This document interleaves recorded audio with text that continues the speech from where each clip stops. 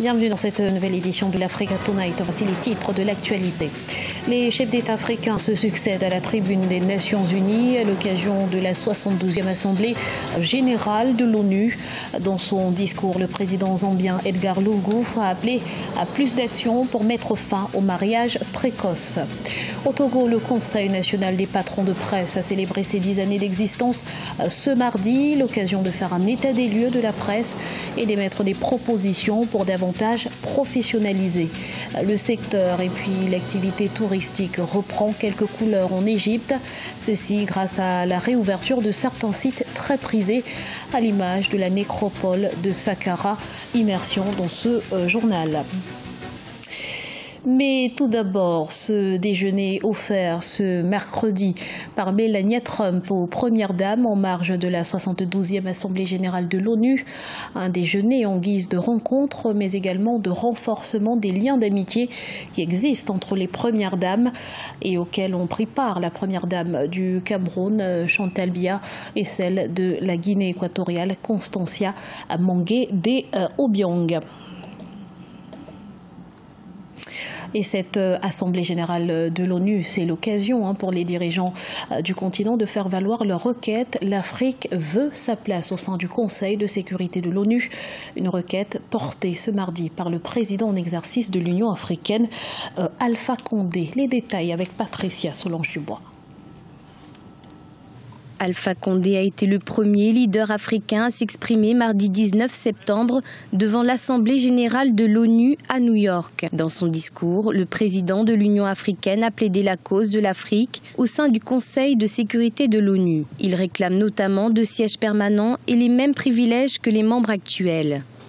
Le Conseil de sécurité des Nations Unies, qui a la santé primaire du maintien de la paix et de la sécurité dans le monde, ne reflète plus les réalités actuelles. Comment comprendre que l'Afrique, qui constitue la 3e puissance démographique du monde, ne soit pas représentée à un niveau approprié au sein de ce Conseil de sécurité, alors que 70% des questions y débattues concernent l'Afrique? Le président guinéen a également interpellé l'ONU sur l'importance du rôle de l'Afrique dans la résolution des conflits à travers le monde.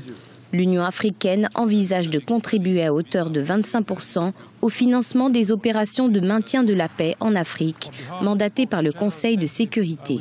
Nous encourageons l'élan de réformes engagé par vous, M. Guterres, notamment la restructuration de l'architecture de paix et de sécurité, tout en rappelant qu'une réforme globale de l'ONU, pour qu'elle soit viable et effective, doit être inclusive de tous les États membres qui doivent pouvoir apporter leur contribution à travers les processus intergouvernementaux dédiés.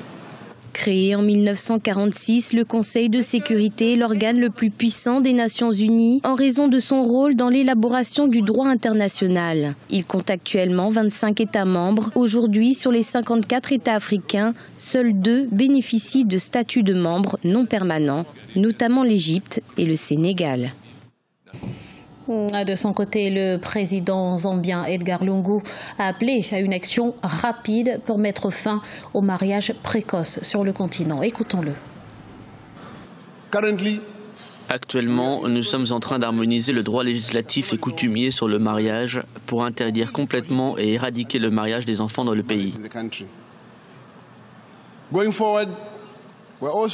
Dans l'avenir, nous abrogerons également un certain nombre de lois discriminatoires et obsolètes afin de mettre en place un code pour enfants afin de respecter les dispositions de la Convention sur les droits de l'enfant.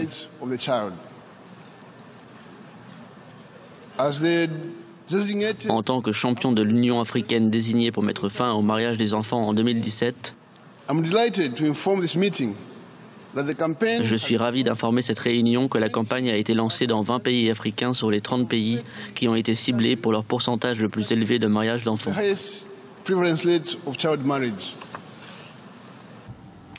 Dans l'actualité également, bientôt fini les files d'attente devant les ambassades et consulats béninois. Les autorités de Cotonou annoncent pour janvier 2018 la mise en place du visa électronique, une initiative qui cadre avec les ambitions du gouvernement de faire de la diplomatie béninoise un outil de mobilisation de ressources au service du développement économique. Notons que le paiement des visas pourra se faire directement en ligne ou aux frontières, comme c'est déjà le cas dans 13 pays d'Afrique. Comment se porte la presse togolaise et quel avenir pour les médias privés? Eh bien, ces questions étaient au cœur des échanges entre les dirigeants du Conseil national des patrons de presse ce mardi à l'occasion de son 10e anniversaire. Compte rendu avec Aimé Fakofi, notre correspondante au Togo. Le mémorandum du Conseil national des patrons de presse, une contribution à l'élaboration du nouveau code de la presse au Togo. Le document de 16 pages fait l'état des lieux de la presse au Togo et émet 10 propositions pour une presse plus professionnelle. Elles vont de la création de la presse écrite sur demande d'une personne morale disposant d'une carte d'opérateur économique à la mise en place d'une nouvelle maison de la presse plus fonctionnelle en passant par l'accès à la profession de journaliste. Le gouvernement actuel travaille sur une relecture du code de la presse. C'est notre contribution à cette relecture.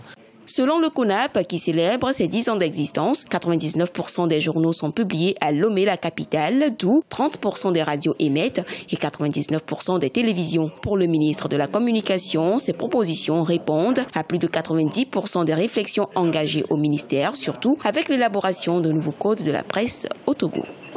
Toutes les préoccupations qui sont contenues dans le mémorandum ont déjà fait l'objet de discussions et de traitements, de propositions dans le prochain code de la presse et de la communication. Le Conseil national des patrons de presse a été mis en place en décembre 2010 avec le soutien de l'Organisation des Nations Unies pour l'éducation, la science et la culture. Son rôle est de contribuer au renforcement du cadre législatif et réglementaire libéral de la presse au Togo. Au 1er janvier 2016, le paysage médiatique togolais a enregistré 464 journaux, dont seulement 120 paraissent régulièrement, 72 radios et 7 télévisions, inégalement réparties sur l'ensemble du territoire. 4 ans de travaux et 600 000 $, c'est le prix qu'a coûté la rénovation de la nécropole de Saqqara en Égypte. Célèbre pour ses tombes royales et sa pyramide à degrés, elle est donc à nouveau accessible pour le plus grand bonheur des touristes. Patricia Solange-Dubois. En Égypte, la nécropole de Saqqara est de nouveau accessible aux touristes. L'ancienne nécropole de la cité de Memphis, ce lieu emblématique du pays, abrite les tombes de plusieurs pharaons et de hauts fonctionnaires égyptiens. Sa rénovation a nécessité 4 ans de travaux pour le grand plaisir des touristes. Après 4 ans de travaux, la nécropole égyptienne ouvre enfin ses portes. Nous avons ouvert une nouvelle entrée dans la zone de Saqqara, des chambres pour la sécurité et les inspecteurs. Nous avons aussi de nouveaux guichets pour les billets. Il existe également des pancartes en arabe et en anglais, ainsi qu'un nouveau système de lumière pour la pyramide d'Ounas, qui était fermée depuis 1998. Depuis, elle a été rouverte au public. En ce moment, nous travaillons dans les pyramides de Gizeh, qui verront également le même développement que la région de Saqqara. Décidée à l'origine en 2010, la rénovation a commencé 3 ans plus tard, en raison des troubles politiques survenus à cause de la révolution égyptienne de 2011. La nécropole de Saqqara dispose aujourd'hui de nouvelles infrastructures pour favoriser le confort des touristes. Nous avons plus de 19 panneaux, nous avons des poubelles, des systèmes de lumière dans la pyramide d'Ounas et d'autres infrastructures déjà prêtes pour les visites des nouveaux touristes dans la ville de Saqqara. Nous espérons que cela va contribuer à la commercialisation du site. Le tourisme est la première ressource en devises de l'Égypte. En 2016, seulement 5 millions de voyageurs ont visité le pays, 3 fois moins qu'en 2010. Grâce à ces nouvelles installations, le gouvernement égyptien espère attirer de nombreux visiteurs et ainsi relancer l'économie. Ce journal a été réalisé par l'ensemble de la rédaction. Merci pour votre fidélité. Dans un instant, une nouvelle édition de l'actualité sur Africa 24.